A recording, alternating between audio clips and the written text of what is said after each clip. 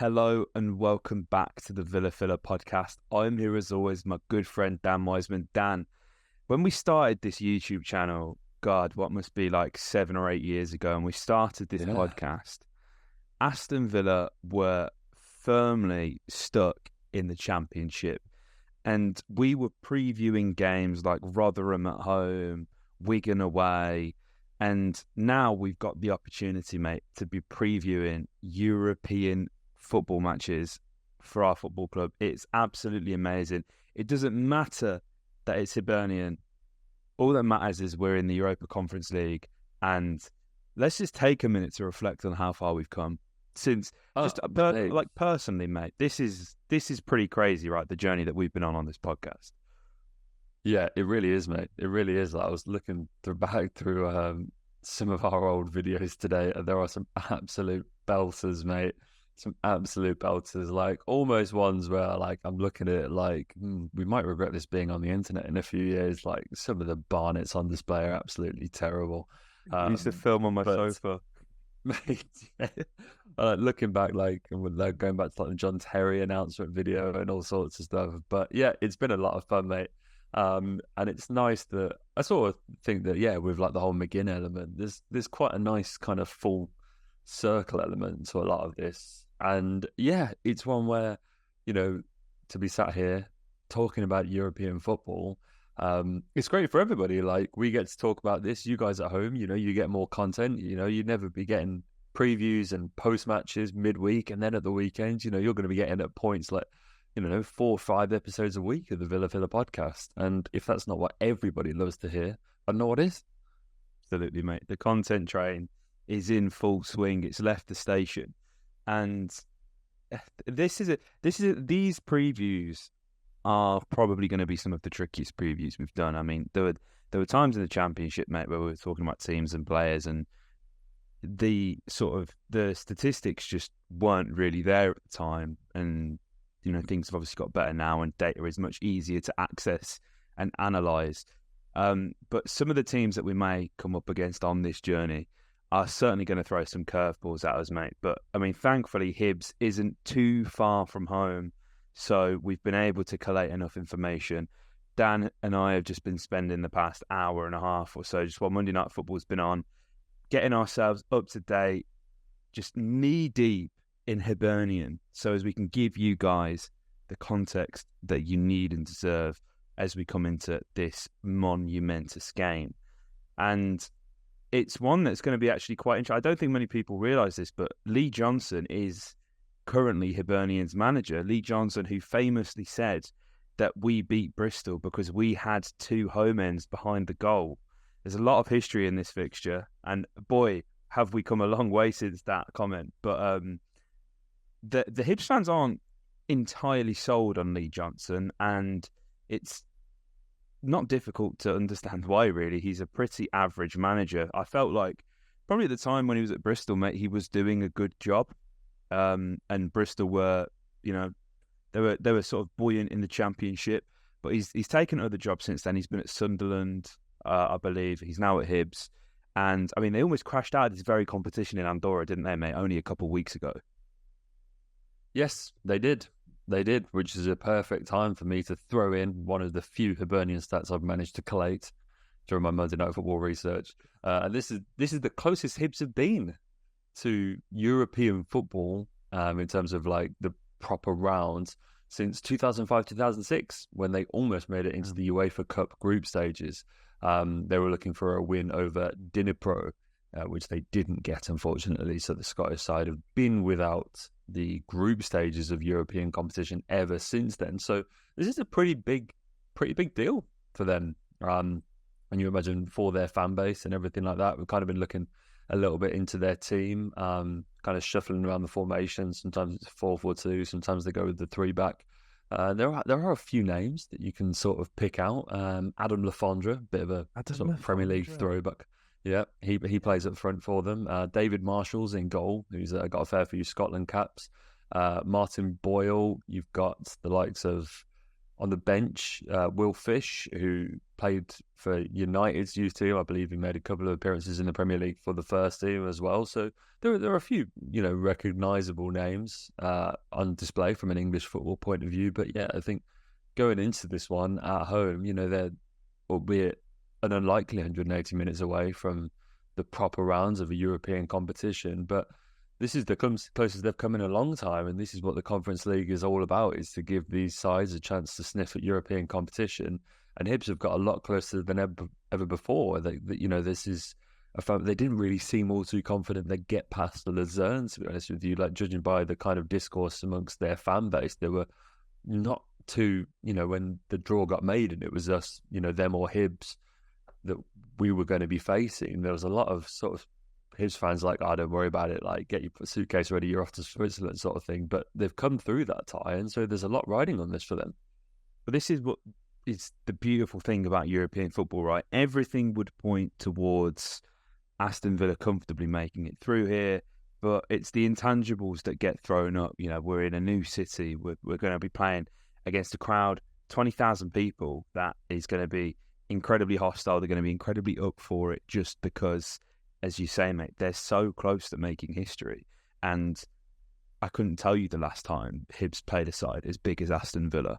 Not to, toot our own trumpet, but this will be a big deal for Hibs. I know for a fact that my mate who's a Hibs fan, Murray, is absolutely, he can't wait for this. This is their cup final. So that's something you kind of also have to be aware of as well. And in terms of recognisable names, mate, neither will actually be in the squad, because I believe one had surgery recently and the other one is injured. But Harry McCurdy and Jake Doyle-Hayes, both formerly of the Aston Villa Academy, are currently Hibs players. I believe McCurdy had a heart operation the other day, which is obviously not something you really want to be having at your age. But I mean, I never thought he would make it. I think a lot of people thought Jake Doyle-Hayes would do great things for Villa, but I think that's just more reflective of how poor we were at the time. No disrespect to him, but obviously we were kind of in the trenches then. McCurdy's proved himself to be quite a good League One level striker, had some time at Swindon, bounced about a bit as well, was at Newport, may have been at Cardiff. I think I'm making that up though. But he's bounced around a few clubs and he's managed to score quite a few goals. But he's a bit of a mad lad, I think. And he finds it difficult to settle in, and he's found a home north of the border. And unfortunately, he's got this injury, so I hope he's well. And he's someone that I'm kind of glad he's not playing, because there's guys like that year of graduates, mate. I feel like we did so wrong. Like, I think there were opportunities for a lot of them guys. We're talking like Arcalo O'Hare's, Mitch Clark's, obviously Jake Doyle-Hayes was in that, as was McCurdy. There's even who's the guy that signed for who played for Cambridge that we were speaking about the other week. Name's gone from my head at the moment, but who's just signed for Reading. But there's a lot of players in that group that I think were sort of given false promises and probably thought that they deserved more minutes or just more involvement in the squad.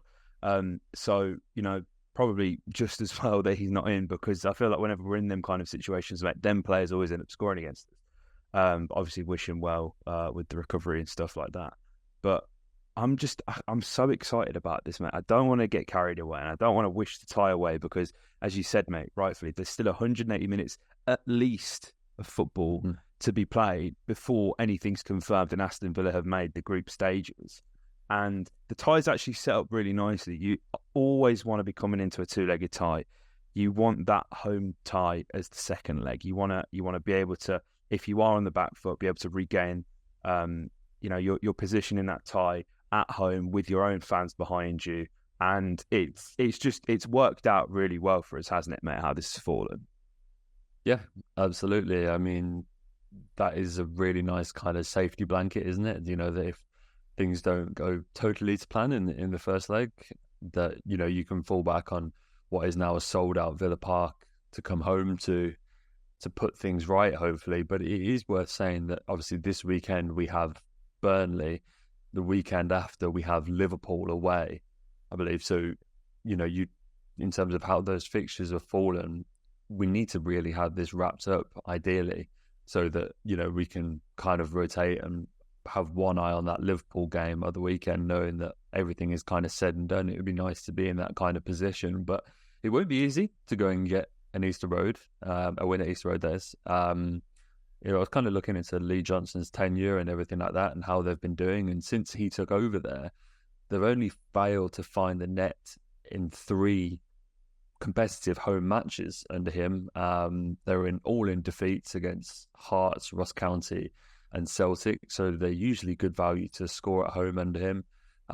8 clean sheets at home in that time. And it kind of feels that whilst they haven't necessarily had the best start to the season, 2 defeats from 2 games. It's the first time they've started a season like that in something like 10 years. So it all is, the Europa Conference League has kind of been papering over some cracks in that regard. But, I don't think it would be easy necessarily. They dispatched Luzerne pretty comfortably, 3-1 in the first leg of that tie. So they've already got some wins under their belt in European competition this season. There was obviously a round before that as well, where they beat Inter de Escalade. I've got no idea where they're from, but they beat them 6-1 7-3 on aggregate, with that bigger win coming at home as well. So they picked up a couple of wins so far this season on home soil, and it kind of remains to be seen exactly what kind of test they can put up here. But I'm just not trying to write them off. I feel like this is a classic thing that we do, and that we kind of go over this, and we're a side that we always say we haven't made past the 3rd round of the FA Cup in something just go for like 7 years or something crazy like that. So I think we'd be fools to go and write them off totally, to be honest with you. No, you're right, mate. You're right. And obviously they got a win in the League Cup this weekend as well. They beat Wraith Rovers 2-1 and looked pretty comfortable in that. Seemed to dominate with the shots and possession, as you would expect at home. And Wraith had a man sent off, but it was very late on, so I don't think that really had much of a bearing on the outcome of the game. But their season started extremely early, mate, because they were one of the sides that had been in the Europa Conference League from the very start. Their first game of the season, their first Europa Conference League qualifying game, was on the 27th of July. That's a long time. They've played a healthy amount of games since then, so they should be proper up for this, mate. I know a lot of people have been asking, a lot of people have been wondering, because they've sort of scrolled through the telly guide and TNT Sports isn't showing the game. This game will be broadcast on BBC Scotland, which also means it will be shown on BBC iPlayer. So that's how we'll be watching this game. For those who obviously didn't manage to get a ticket, I am included in that myself. Pretty gutted about that, but really small allocation. And I mean, that's going to be fantastic for everyone who's up there to experience that. That is going to be a really special atmosphere. So if you are going, let us know in the comments. And obviously we hope you have a fantastic time and bring the points home. But listen, I think we need to talk about how we approach this game, mate, because as you say, yes, we don't want to get too cocky. We don't want to think that the tie is all said and done. But as you rightfully pointed out, mate, so many games coming up. How do you approach this one? Because realistically, a second or even third string Villa side should be able to get a win on the roads against Hibernian. I'm knocking on wood. I promise you, I'm slamming my operative word there. Yeah, should. But how do you approach this, mate? Because, listen, like Matty Cash, Esri Konsa, Douglas Luiz even, all looked extremely tired towards the end of the Everton game. How do you approach this one, right? Because, I mean, obviously we saw Esri kind of slotted into right back and we sort of pushed Cashy a bit further up as well. But I guess options are depleted, as we discussed yesterday, mate, on the other podcast with the outgoings that are happening. An update on the Philogene Badace to Hull saga is Keenan Davis is seemingly going to Hull as well for £1 million. Not that he's been involved in the squads or even had his photo taken at media day. But that's obviously something to consider. How do you think we approach this one, mate? How should we approach this one, and how do you think we will? Or are they the same? Yeah, I don't think we'll see too many changes, to be honest with you. Like, I'm looking, if you take the bench from the Everton game, right, as a kind of litmus test as to who we think could potentially start in this game. Obviously, Diego Carlos came on and played quite well. I think he's got a good chance of being involved. Same with Yuri Tielemans. Felipe Coutinho would have been a really good option here, but obviously came off with that injury. You've then got people like John Duran and Cameron Archer, and this is the kind of big debate. I don't think we're at a place where we can lean on either of those guys, to be honest with you, going into this game. So I still think it will be Ollie Watkins starting up front. And then we've got two goalies on the bench. I'd be surprised if... I'm not sure kind of what the lay of the land will be in European competition, but, it'll only be Olsen if it isn't Martinez. Then the other two guys are in there who I think have got a decent chance of making the 11 are Bertrand Traore and Callum Chambers. I think when you're talking about someone like, Matty Cash on that right-hand side looking perhaps a little bit leggy, maybe it's a good time for someone like Chambers to get a run out. And to be honest with you, on the other flank, I didn't actually think Luca Dean would start the Everton game, considering all the rumours that are currently swirling around his long-term future. There were literally reports coming out about his proposed move, I think is the best word to call it, during the game. So it perhaps be even more interesting to see kind of who starts here. But yeah, I mean, aside from those guys that I've mentioned, I don't think we'll see kind of too many changes. I do think guys like Tielemans and Carlos will come in.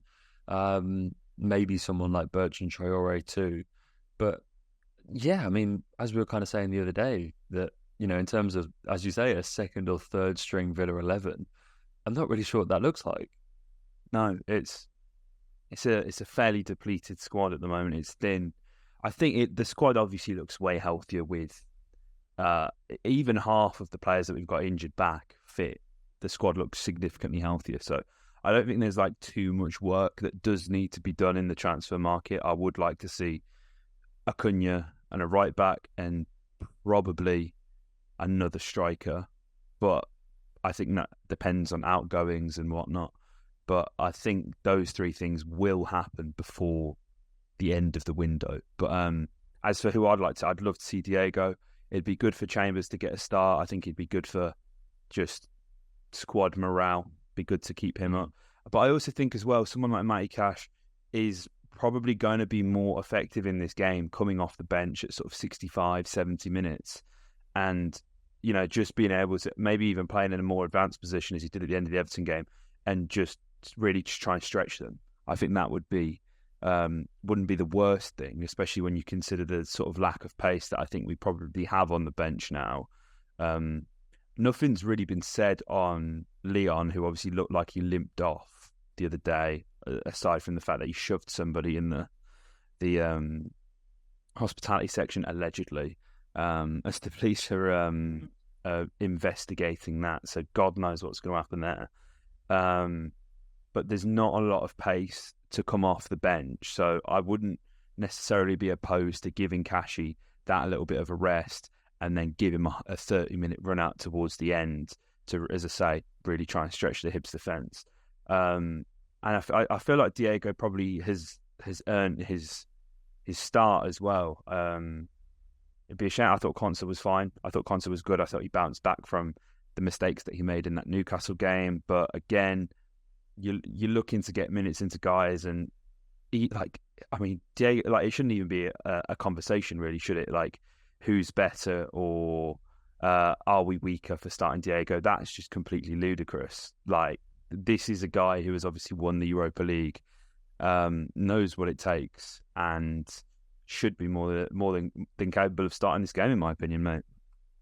Yep, I totally agree, mate. I totally agree. I think he's one of the names which, if you said who are you confident on seeing in this game, I think he and Yuri would probably be, in terms of changes made, the two guys that I'd hang my hat on and say I'm pretty confident of those guys coming in. And I'm really excited to see more of Yuri, to be honest with you. I'm surprised he hasn't featured more than he has, especially considering, I expected to kind of ring the changes after the Newcastle game. surprised that he hasn't played more of a role so far this season. So I'm excited to see him get his first full start in a competitive game for Villa, hopefully. I think he's someone that I'm really excited to keep an eye on. But yeah, I don't think there will be too many changes. I think you're right in saying that the injured guys will really help flesh out the squad. But right now, I think that kind of appeases what everybody's saying, in that, we don't want to put out a B team and regret it. It's like, well, our B team, I'm pretty sure it's just our current 11 with 4 or 5 changes, to be honest with you. I still think a lot of the familiar faces are still out there. So I think that gives us, whilst it's probably not great, gives me a little bit of confidence that we're not going to underestimate this game, because, to be honest with you, I don't think we've got the facilities to do that. No, definitely not. But I mean, we should be prepared for the meltdown when Emery starts Robin Olsen and Bertrand Traore, shouldn't we, when people are checking for the lineups? Okay. But realistically, mate, this game is all about John McGinn. This is his big moment. It's not very often that football throws up storylines like this. Obviously, Hibernian, where John McGinn made a name for himself. £2.5 million we gave them. I think we should probably give him a couple more. That's just a completely ridiculous price that we've paid, especially when you see how transfer fees have sort of gone now, mate. We're talking 105 million for your Caicedos and your Enzos and your guys like that. To think John McGinn was only £2.5 million. Obviously, he needed polishing. He was a diamond in the rough. But we have to give Steve Bruce credit there for getting that one done and over the line. He did a podcast recently. I can't remember which one it was. I just saw the clip come up on TikTok. But he said, and obviously we're all familiar with the financial situation at Villa, but he said we didn't have a penny to spend, and he had to really push hard to get that one done. And I'm not sure how we found the money, but we did. And I don't think, it's fair to say we've not looked back since, really. And I just love that he's been able to level up with us, as has Tyrone, who will be dearly missed in this fixture, because I can't help but feel like these nights were, they're going to hit different for them guys who've obviously been on this whole journey with us, mate. But specifically for John McGinn, obviously with it being somewhat of a homecoming, this is going to be really special for the McGinn family, really, isn't it?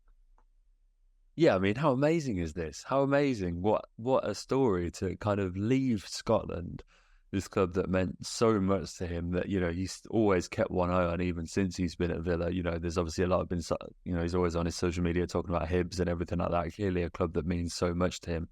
For him to leave Scotland, to come to like the side in the Championship and go through all the ups and the downs and everything that was our kind of promotion year, have that crazy run, score in the kind of playoff final, and then that crazy season where we avoided relegation by the skin of our teeth, the COVID lockdown, but Jack leaving, being made captain, everything that has kind of culminated in him finally guiding this club back into European competition.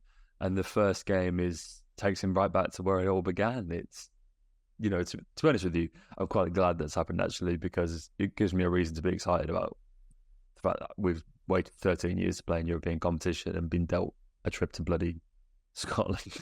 Yeah. So, at least there's that nice side to it, because I think if there wasn't this whole McGinn storyline, I'd be perhaps a little bit more agreed that, we're not on the plane to Switzerland. That's nothing against Hibs, just, a nice location to travel to, but it's probably better for the boys as well. So, yeah, no, it's a lovely, lovely story, mate. It is, mate. It is. And it will have been 1,848 days since John McGinn scored his final goal for Hibs, which was actually in a Europa League qualifying match against Astraeus Tripolis, who are a Greek side. And they drew the game 1-1, but Hibs advanced anyway, as they got it done in the first leg. So it would be so special. It would just be amazing if John McGinn managed to get on the score sheet.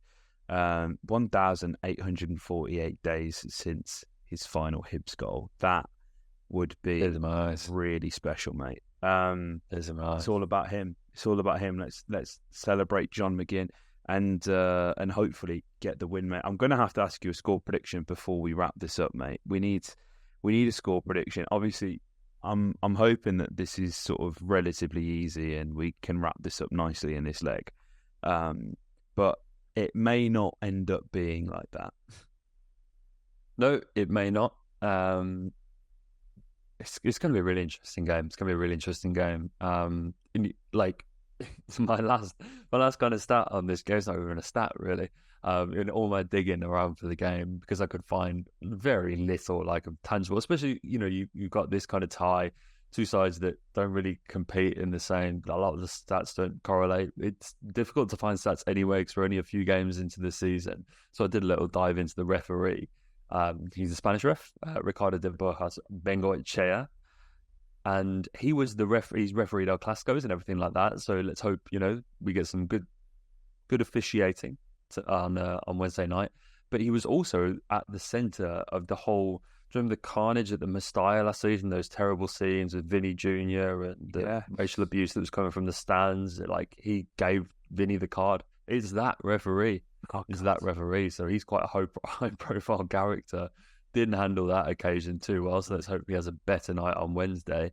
Because I don't need any more refereeing controversy to be honest with me. But in terms of a score prediction, yeah, fuck it. We're back in Europe. You've got to be confident, don't you? Let's go 3-0 to the Villa boys. 3-0. I like it, man. I was going to say 3-1. I've got a weird feeling they score first, early doors, and they're all giddy, they're all excited, but we managed to get it done. So I'm liking 3-0. My head is saying 3-1. My heart's saying 7-0, but I don't think that's going to happen. I don't want to be too confident, but guys, I'm just so excited. This journey that we're embarking on, and hopefully will last until the 28th of May. This is going to be something special. It really is. So you guys are going to want to make sure you subscribe to the channel so you never miss a podcast from Dan and I. As Dan said at the top, there is going to be so much Villa filler coming at you. You're going to be absolutely sick of us. You're going to think that you're going to charge us rent because all you're going to do is hear us in your house. We're going to be with you all the time, and we're happy to do that because this is going to be a very special season.